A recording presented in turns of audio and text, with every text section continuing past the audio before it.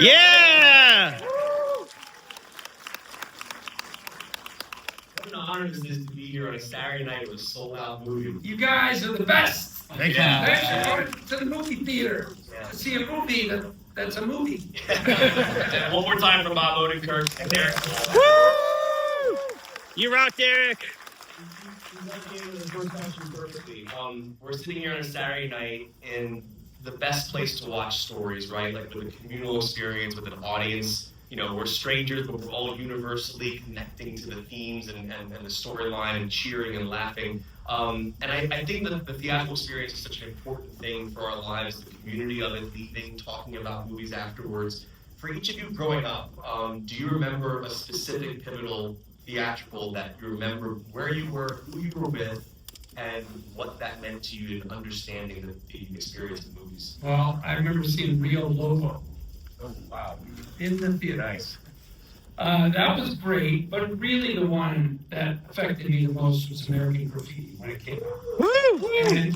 And I just want to say one, and you and I spoke about this briefly when we were watching because I came early to watch the end because it's also, this movie makes me so happy. And that last 10 minutes is just the fucking best.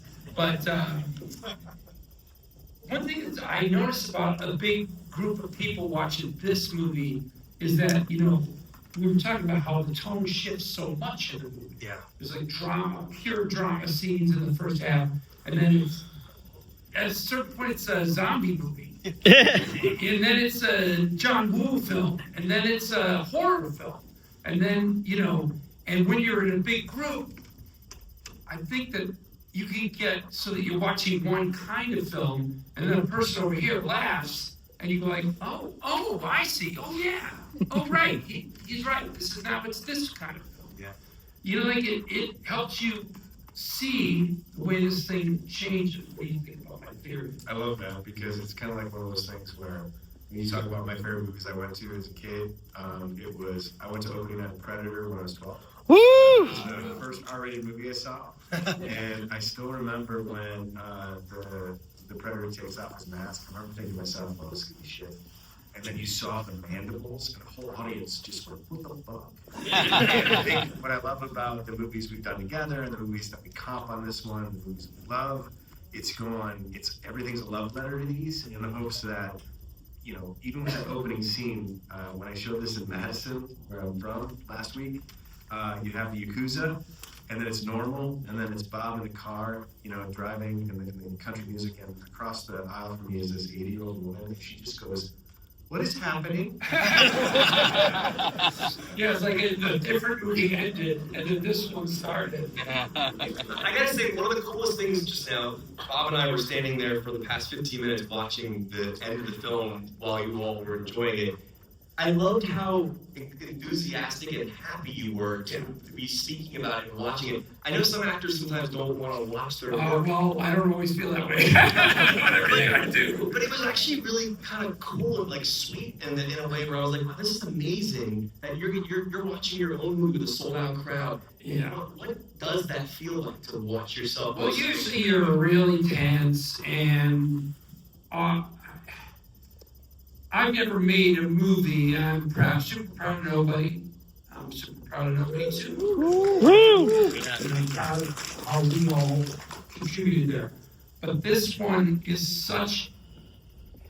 Now that you've seen it, you'd be like, see it again, you'd be like, oh, this part is dramatic. It's great. It's really well written.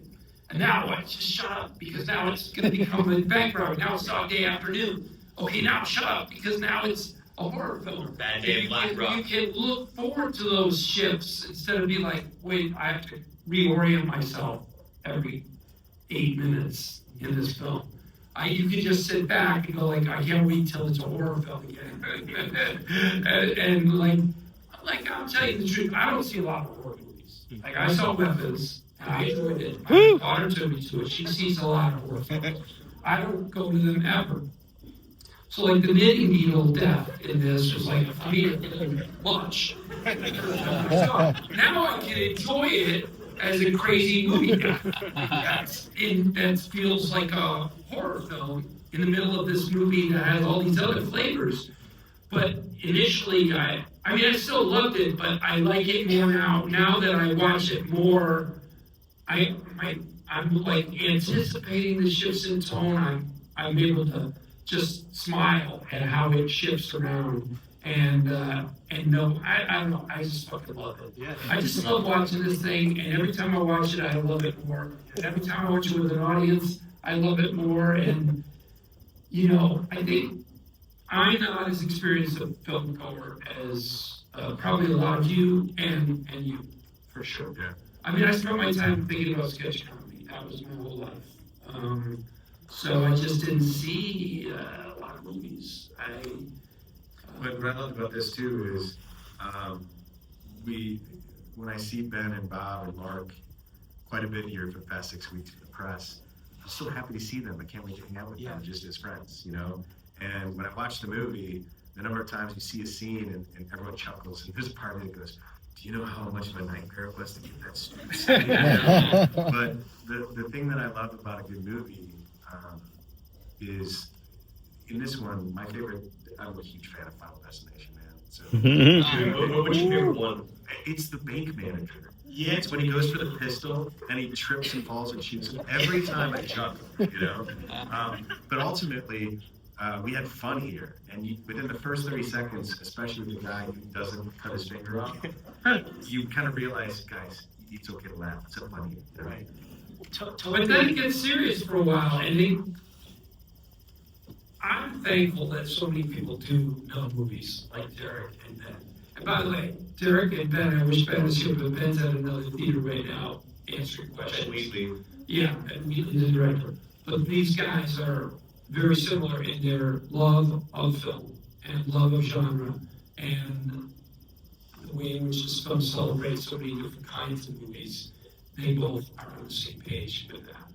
Yeah, that's the beauty of cinema, because like you and I are standing there like I love this movie Bad Day of Black Rock, and I'm immediately seeing that. I'm seeing Hitchcock homages. I'm seeing and like the beauty of it is modern audiences, if they see it, they're gonna go back and find those classics and kind of figure out where those. You want to tell them what Bad Day of Black Rock is, because you guys all This is I know, it's like John Burgess. Yeah. It's Spencer Tracy, and it's a guy looking for his friend that's gone missing, and he shows up in this small town. And it's quite obvious that something is going on and everyone's in on it. Yeah. And it's quite obvious that Spencer Tracy knows. But it's just a really cool, brooding, really awesome vista shots. And, you know, when I wrote this originally, I was thinking of that. I fucking love Hot Fuzz. Yeah. I love, the other one too is like, this is where it gets weird. Three Amigos, Funny Farm, and Stepford Wives. And, you know, suddenly you put them all in the blender and go, is this going to taste any good? You know, and ultimately with a guy like Bob and a guy like Ben, you craft it in such a way that you render it down to the core basics, and that's what give us a film. Yeah, I mean it's really amazing. Like if you haven't seen Bad Day of Black Rock, it's on the Criterion Channel app now. They have the Sturgis commentary on there, which is really cool. I haven't watched that yet. Dude, it'll blow your mind. All right, I want to talk about physicality. Bob, you're one of the best actors working today, genuinely. And there's a way that I really mean this, the way you carry yourself as characters. You look at Saul, he carries himself differently than Hutch. Yeah. He carries himself differently than Ulysses. And one of the things I find really interesting about physicality is that constant thing that you might have that helps you find your way into a character. When we first meet him in the movie, he's drinking his coffee, he has his mustache, he has a red Solo cup at one point, he's always holding something in the beginning of the film. Can you talk about how you find the way your character is going to move through life? And kind of like, is there a consistency for each one, like shoes or makeup or costume that you rely on? I do rely on costumes and looks. You know, when you think of a character in Saul, when I did Saul, I mean, I was literally looking at the script. I had just read it, and I got on the phone with Vince, and I said, I think he's got a comb over, or he's got a mullet, and he's got clean on the sides, and a comb over as well. All of those things are going on. He was like, great. But you know, You came up with that yourself, like by yeah. And the mustache here, you know, I know I did Fargo, and people were going to compare. Well, what can I do? This guy has a mustache. He's got to have it. He's got to have it. And I think the internal story that Derek, and the reason I have a story by credit on this is because I worked on the first third of it with Derek, which is all the backstory of this guy and why he, even though he's looking at the previous sheriff's death certificate, and even though already he's like, something's not right here, he puts it away. He just doesn't want to look at it. Why is he not wanting to see what he can see? He goes to the house, there's all this fucking rich, expensive booze, he took these trips, he went to Japan. Why is he, what small town sheriff in Minnesota is flying to Japan all the time? You know, and my guy is seeing it and knowing it and not wanting to see it. So why is he not wanting to see it? And then we talked about that story, and I got to contribute to all that backstory, and that's why. And so then it becomes a guy who's very internal, very locked down, kind of moves slow. He's just a little removed from his world. He's sort of not. He's like experiencing everything around him from like a step hidden back in his head, and then that becomes all that physicality and everything's out, and how kind of quiet he is and how slow he moves and where his eyes are, you know, he's kind of looking down all the time.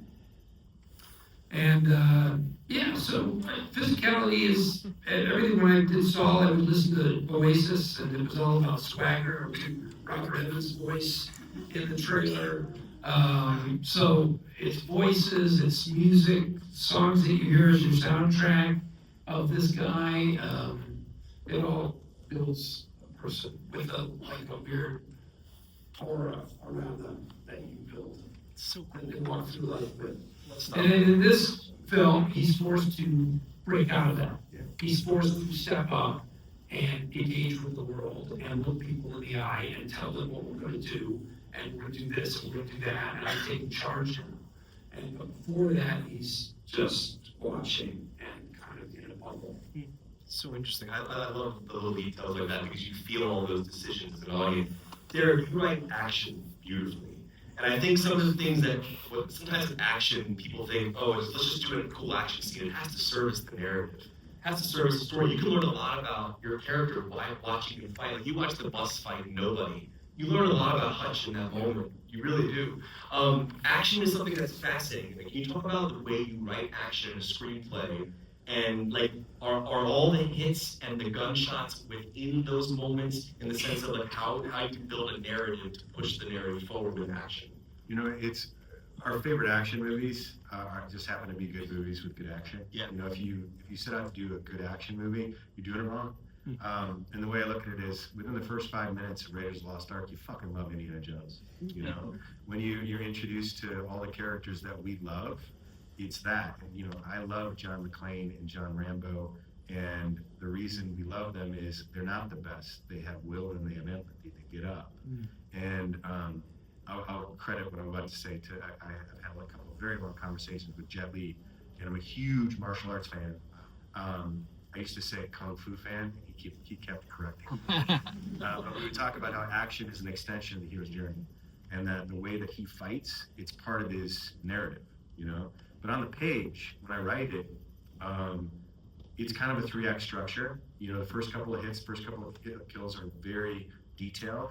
And then if you look at the screenplay, it's weird because I'll center, I'll bold, I'll underline and go, each gives as good as they get, death by 1,000 cuts, you know, and it just kind of like go, it kind of do broad, and then I bring it back together going, here's the last couple of hits, and then you want to end with an exclamation point.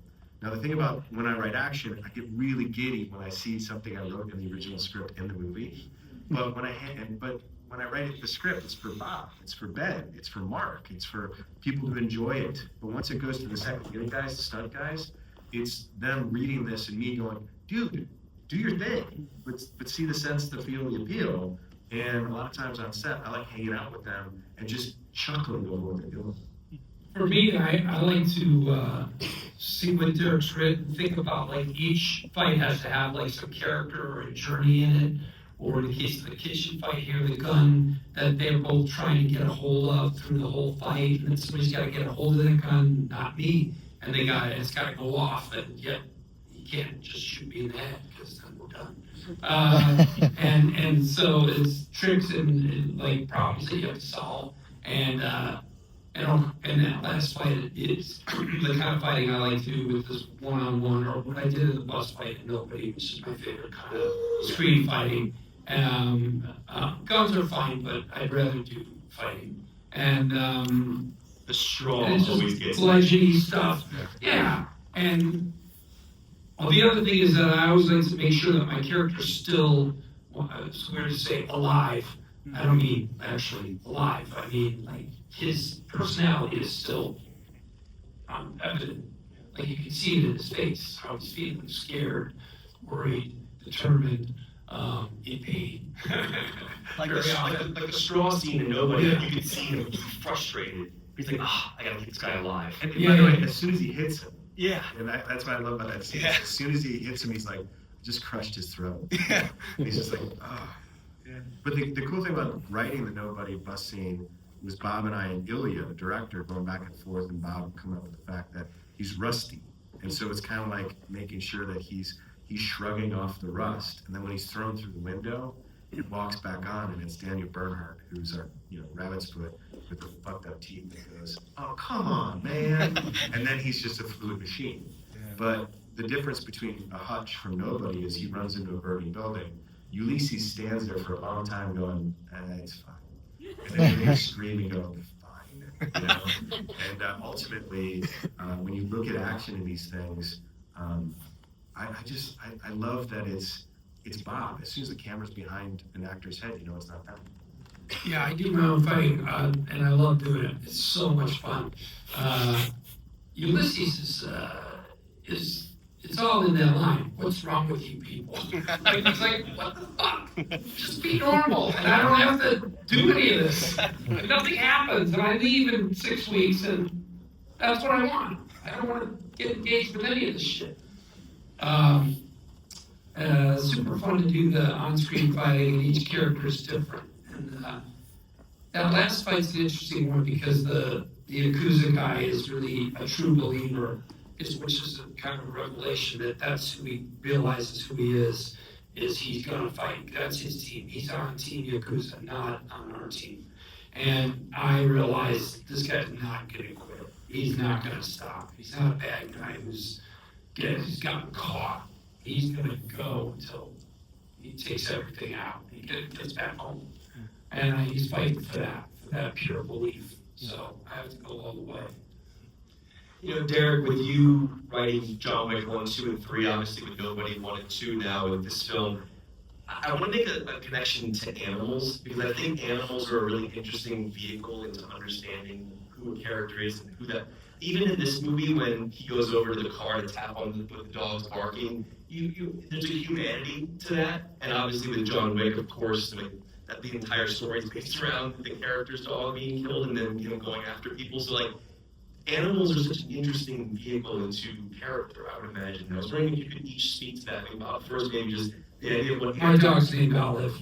what does an animal give you in terms of a performance? Well, I mean, I love the dog in this. I love that the bank robber couple have a dog. They're such hapless bank robbers. They shouldn't be robbing banks. They're like really sympathetic people who made just the worst choice ever. And the dog that they love, and I love that line in the ball. Did you find food for Olive? It's such something that I would do. Like, I would remember that she was looking for dog food, and I would hope that she found that, and then I would see her and pass that. Even if it's all that, you'd be like, oh, wait, it's just so great. And then it makes the other guy, Keith, played by Brendan, what the fuck is going on? But dogs and animals, they let the character show a side of themselves.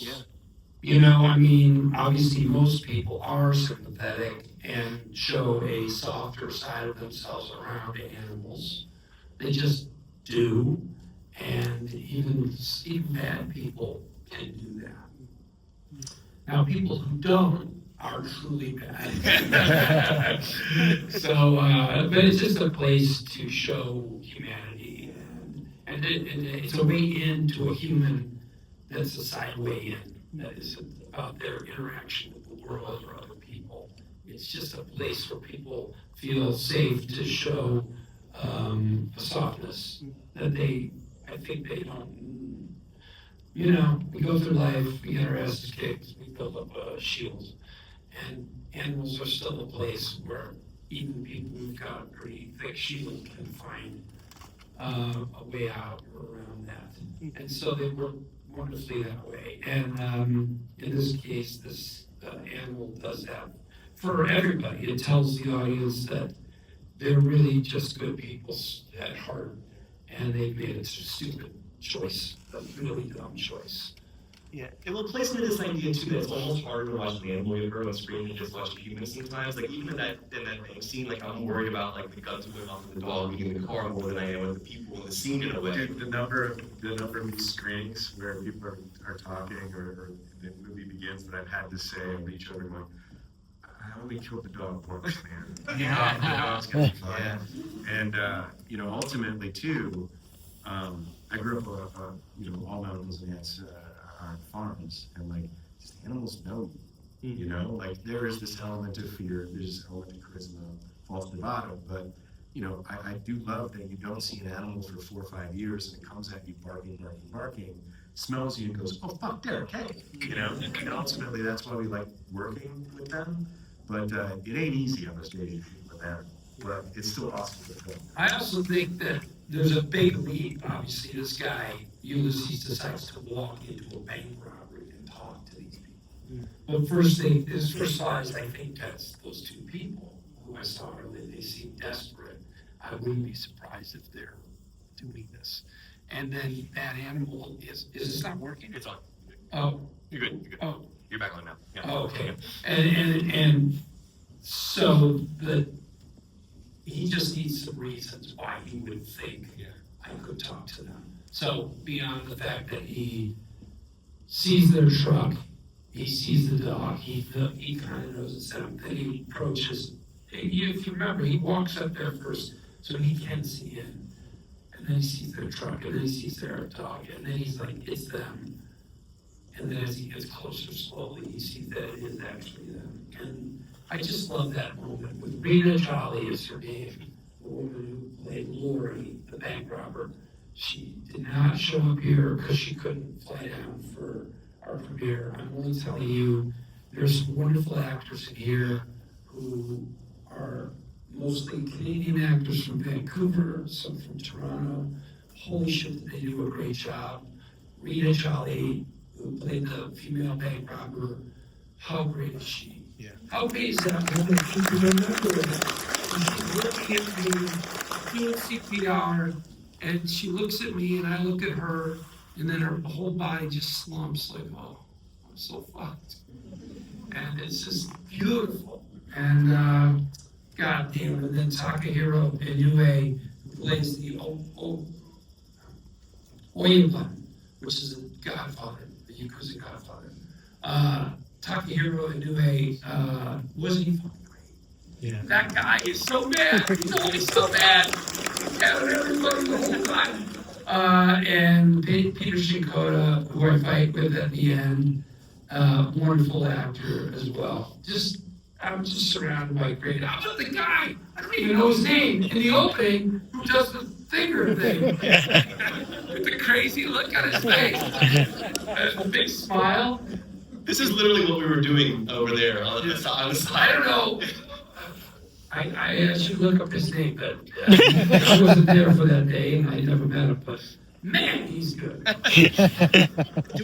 remember like, throughout the film, obviously your character's he doesn't really know who he is anymore, obviously. And there's that element of when we reveal the full twist of what really happened in the past. He's clearly he's grappling with that trauma. And that self-discovery is interesting to me because as an actor, you get to live the life of someone you're not.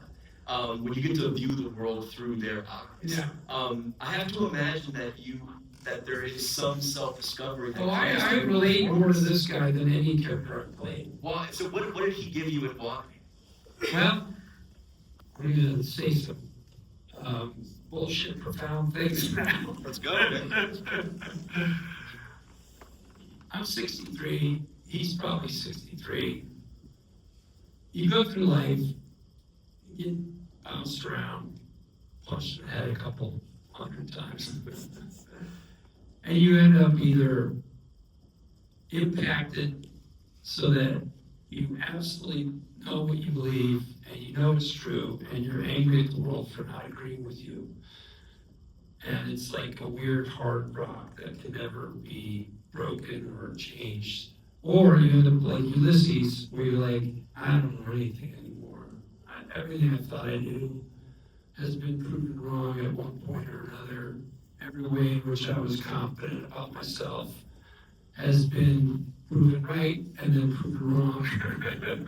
So I don't know what's right. I don't know if I can trust my own judgment.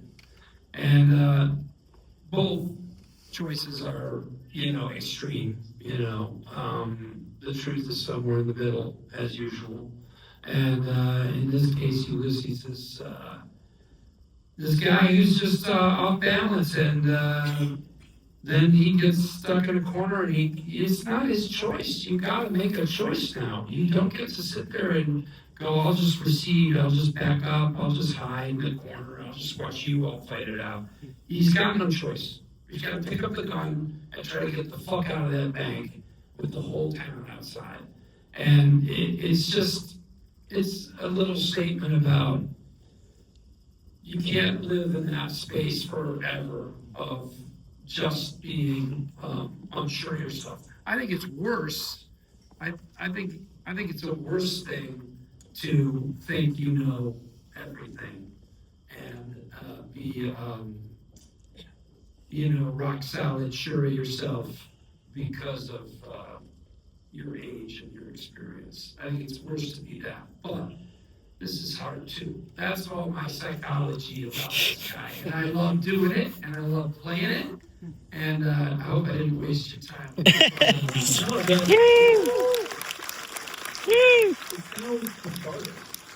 it is. I mean, the truth is, I had 2 break-ins in my home, and that was part of the story I told Derek, which then he went and wrote nobody. And I said, man, I'd love a shot at those guys. Both of them. And that's what I'm doing on the bus, is taking my swings at those fucking guys. And In this movie, then, what do you want? no, I got it out of me. I really did. In this movie, it's just, the psychology I just shared with you of sometimes the world fucks with you to a point where you're like, God damn it. I'm just gonna push back. And so, I don't know, these are all heightened, conceptualized, fables at some point. They become that. One thing I would relate to you about all the nobody films, the 2 nobody films, and this film is, as best they can, they try to start in the real world with extremely grounded, conversational, and, believable moments. And then, thanks to the gifts that Derek has of imagination and filmmaking understanding, they launch into a mythic realm. By the end of the film, you are living in a magical world where, crazy shit happens. And that would never, no one wants to survive it. And that's fun. It's fun to go there. Because you can only go there here. You can't go there in the real world. So, but for me, I like living in the real world for a chunk of time so that you like these people, you feel for them, you like and understand the emotional complexities that they may have that then get transmuted into superhero behaviors in the last 40 minutes. And get acted out and cathartically played out by what you can only do in a movie. and in a story. So that's true of all those films. Now, a lot of action movies, I would say, don't really, they hardly touch on the real world.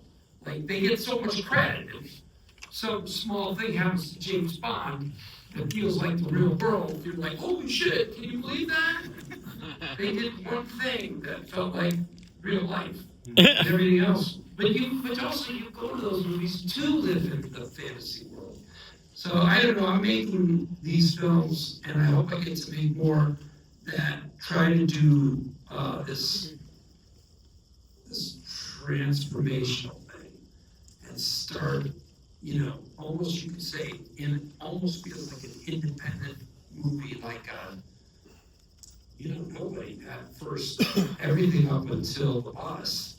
That could be a story about a couple and a family that's just has this bad thing happen, and then they just fall apart, get divorced, and that becomes all about, Richard Linklater film, which they're great, but it could be that. But then Russian monsters break in. So, and he even says, please God, which is Deus Ex Machina, he actually asks God to make them magically evil people. To some extent, that's happening there. But in this film, and please don't tell everybody what happens, but at some point everyone will know, we blow up the font. And from that point on, we're living in a crazy world. But the bank robbery is a bank robbery, and could happen, but then from that point on, then now and then again, I'll just say what I said at the beginning. Watching with a big audience, what's great about it is I know myself, when I watch this film for the first time, I get lulled into the sort of independent film half hour of the first part.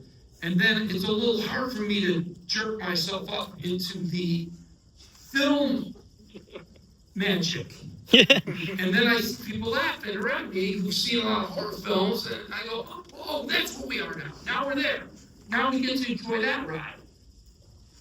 So I need that little clue or cue that I get from other people who have seen a lot more movies than I have. Dude, we both loved Henry. I mean, he's an absolute delight. And my favorite thing is we did an interview on Friday with Sirius XM, and she asked Henry, "How was the experience?" It was excellent. I can't wait to be in the sequel.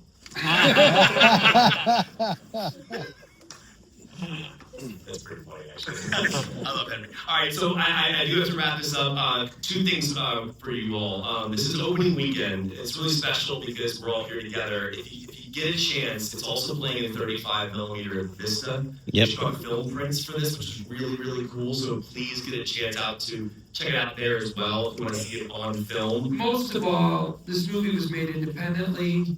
We don't have the kind of promo budget that a studio film has. You may be well aware of that. Complete lack of billboards or anything outside of social media, which we deluged because what else can we do? But it is a movie to see with other people. It's funner in a big group. And it's a weird thing to say, and I wish I wasn't saying it, but it's a weird thing that this is exactly the kind of movie that hasn't been made in years. I sort of don't know why. I think that some wonderful stuff has happened in the horror genre space, which has brought it sort of back to life and brought theaters back to life, which I think is wonderful. But in this space, which is action, you either have gigantic, Mission Impossibles, or you just have nothing, or straight to video stuff. Nobody's trying to make a somewhat more rewarding, complex human story that becomes action that we used to have more of, a lot more of. And so when people lament what's not in theaters or what is unavailable, part of it is the studios stopped making them. And so maybe we can revive it a little just as horror has been revived. I agree. That's what you all are doing here. So thank you so much. People about it, they like it. And everyone, please stay seated and fun. Thank you guys so much for coming out. Bye, guys.